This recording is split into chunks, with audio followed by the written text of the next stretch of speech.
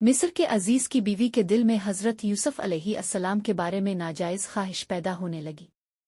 حضرت یوسف علیہ السلام نہایت پاکیزہ باحیا اور اللہ تعالیٰ کے فرمانبردار بندے تھے، جبکہ وہ گناہ کی طرف مائل ہونے لگی۔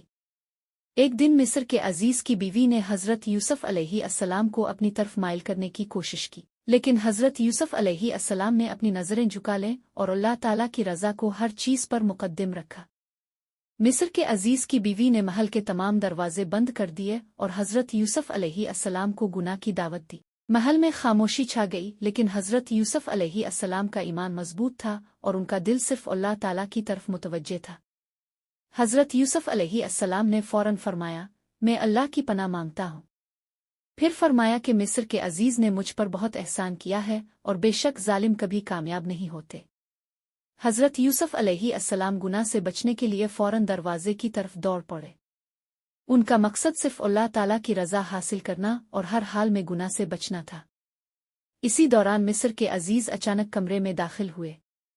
انہوں نے حضرت یوسف علیہ السلام اور اپنی بیوی کو دروازے کے قریب دیکھا، اور یوں ایک اہم آزمائش کا نیا مرحلہ شروع ہوا۔